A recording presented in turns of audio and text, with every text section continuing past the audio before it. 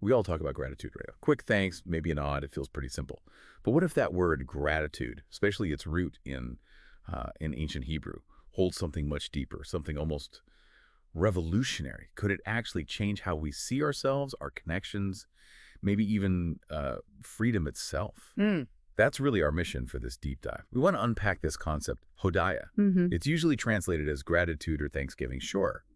But as we're going to find out, Hoda'ah has these surprising layers, layers that might genuinely shift your perspective on connection and, well, yourself. And we're drawing from some pretty deep philosophical texts here. They explore what they call the forces of the soul, these fundamental drives inside us. We're aiming to connect that ancient wisdom to, modern life, show how relevant these ideas still are. Okay, so let's unpack Hoda'ah. First off, the surface level. It seems pretty straightforward, doesn't it? Giving thanks. Like you thank a friend for a hand, or maybe you thank God for something good that happened. There's that biblical example, right? Leah naming her son Judah. She says, "This time I will thank the Lord." It's clearly gratitude for a gift. That's what most people think of, I guess. Exactly. That's the first layer, the most common one. But Hoda'ah also has this second really fascinating meaning, admitting or confessing. Admitting? How so? Think about it like owing money. If the person says, Moda'ani, I admit, I confess I owe you 100 shekels, that act of admitting is also Hoda'ah. Ah, okay. So it's about acknowledging a truth. Like admitting a debt instead of denying it. Precisely. Recognizing reality, not pushing it away. Okay, interesting. But then, here's where it gets really wild. You mentioned a third meaning. Yes. This one comes from idui, and it means evaporation. Or nullification. The evaporation, like water turning into vapor, vanishing. Kind of. Think about it. The water's substance, its form as water, it disappears, right? It becomes sort of nothing in that vaporous state. Wow, okay. It's not total destruction, but it's a profound diminishing. So hang on. We have giving thanks, admitting truth, and vanishing, or nullification. These feel like totally different things. How on earth do they connect? Right. Giving thanks and evaporating. That's the core of it. That's the genius we want to unlock. They all point to one central concept, the power of self-nullification. Self-nullification. Okay, explain that. Well, to get there, we need to look at Hakarat Hatov, acknowledging the good. Acknowledging good, okay. It's not just, feeling happy you got something, like finding cash on the street. That's nice, but it's not the deep acknowledgement the texts talk about. True Hakarat Hatov, true acknowledgement, goes beyond the gift itself. How so? It involves seeing the giver, maybe as a messenger, and then going even deeper to acknowledge the ultimate source of all good, God, essentially. So moving past the thing to the person, and then even beyond that to the ultimate source. Exactly. Okay, and this is where it's really profound, you said. True acknowledgement means the giver and receiver become one. Yes. That's the radical idea. Our sages actually discuss this. They even draw parallels, surprisingly, from the laws about bribery in the Talmud. Bribery, how does that relate to gratitude? Well, the point isn't about endorsing bribery, obviously. It's about the effect. The act of giving, even in that negative context, creates this undeniable, powerful connection, a unity. Ah, I see. So the lesson is about the bond that giving creates. Precisely. True acknowledgement forges this profound unity. It dissolves the lines between me and you. It's not just a transaction then. Like if someone gives me 100 shekels, just giving 100 back isn't really Hakarat Hatov. Right, that's just balancing the books. It's a transaction. But true gratitude, this Hoda'ah, is about unity, like maybe the bond between a parent and child. Or spouses. Exactly. There isn't about, I gave you this, now you owe me that. It's about a shared existence, right? A deep interconnectedness. That makes sense. And this idea of unity, it helps explain a really interesting story about the Chassam Sofer. Oh, yeah. Apparently, he helped someone out significantly. Later on, that same person started persecuting him. Wow. After he helped them. Yes. And the Chassam Sofer's insight was incredible. He said, essentially, I must have really helped him. What?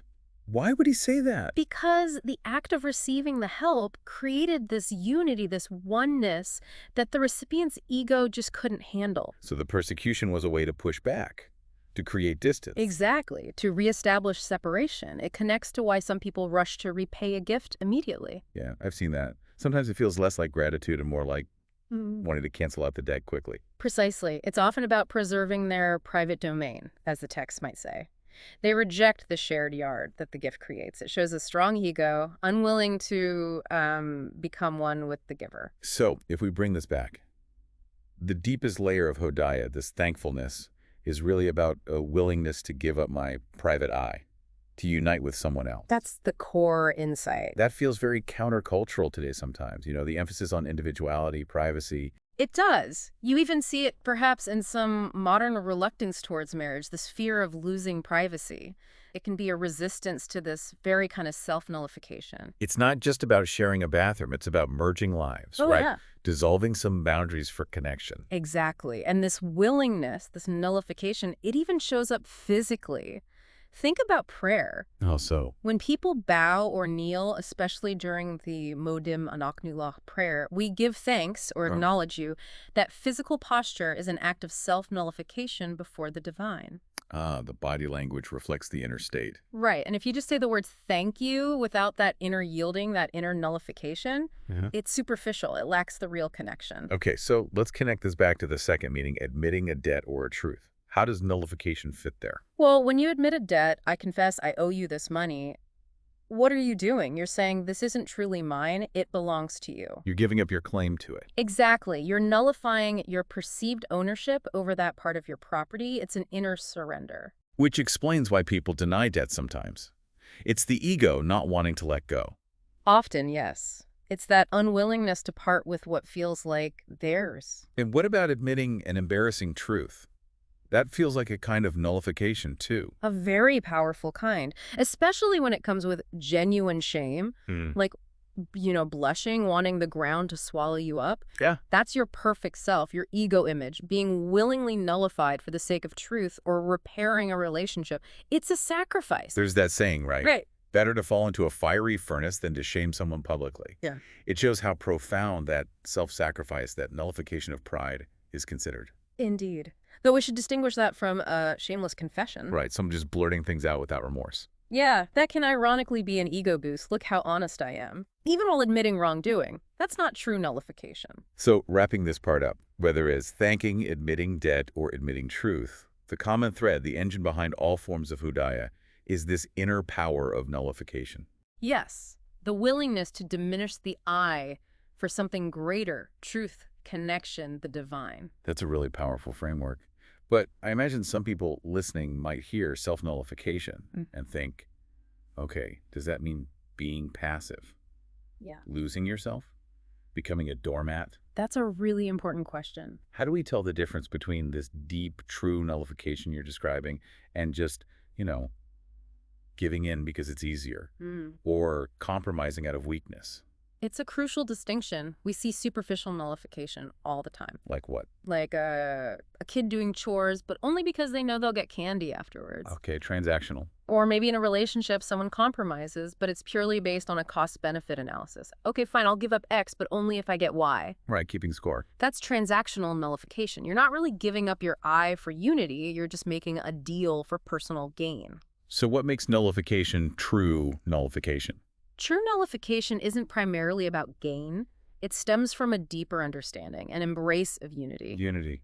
The classic example is Aaron the high priest.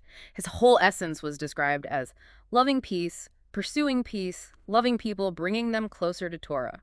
Where did that come from? The texts say it stemmed from his deep grasp of unity and his own profound self-nullification. How does that connect to peace?